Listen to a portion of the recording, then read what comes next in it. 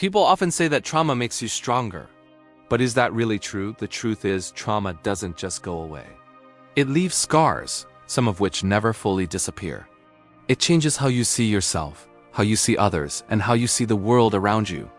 So many of us try to just push it aside, telling ourselves, the past is in the past. But the past doesn't just vanish.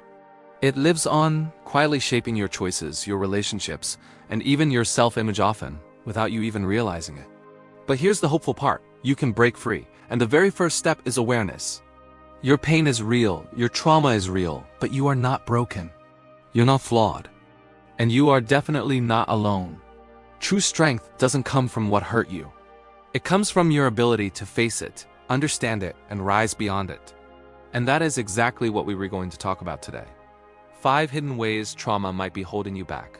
And more importantly, how you can begin to heal. Let's start with number 1, a deep-seated fear of rejection and disconnection. Have you ever sent a text message and then felt your heart pound when hours pass without a reply? Suddenly, your mind starts spinning. Did I say something wrong? Are they angry at me? Are they going to leave? This intense fear often stems from unmet emotional needs in childhood, a time when love might have felt inconsistent or uncertain. As an adult, you might find yourself constantly bracing for heartbreak, always on high alert, expecting people to walk away. It's important to understand this isn't just you overreacting. It's an old wound that's been triggered. The healing process begins when you start gently reminding yourself that not everyone will leave.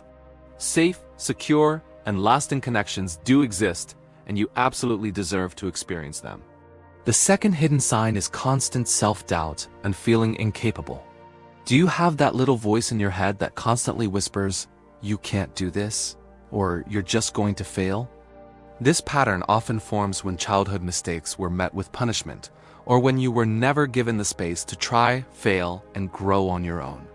Now, as an adult, even if you're incredibly skilled and competent, you might hesitate, second-guess every decision, and procrastinate on your goals. It's a feeling many high achievers know all too well, that nagging imposter feeling. But please remember this, your mistakes do not define you. You can start rebuilding trust in yourself by taking small, manageable risks. Just one tiny step at a time. I promise you, you're far more capable than that inner critic wants you to believe. Moving on to number 3, carrying deep-seated shame and believing you're fundamentally broken. Do you ever feel like there's something just deeply wrong with you? That no matter how hard you try, you'll never be good enough. That is the voice of shame, and it's often built from years of criticism, judgment, or rejection. Shame convinces you to hide who you really are, because you're terrified of being judged. It makes you feel isolated. But here's the truth, and I really want you to hear this. You are not broken. You are human. You don't need to earn love by being perfect. The more you allow yourself to be seen, flaws and all, the more you'll realize that you are worthy of love and belonging, exactly as you are right now. The 4th pattern is people-pleasing and forgetting about your own needs.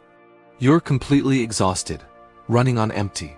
But when someone asks you for a favor, you automatically say, yes, even when it comes at a huge cost to your own well-being.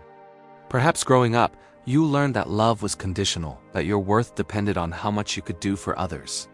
But living this way only leaves you feeling drained, resentful, and disconnected from yourself. Setting boundaries isn't selfish, it's an act of survival. It's essential self-care. Start with small no's. Say no to a small request. Protect your time. Protect your energy. It is time to start caring for yourself with the same compassion you've always shown everyone else. You deserve rest. You deserve balance. Finally, number 5.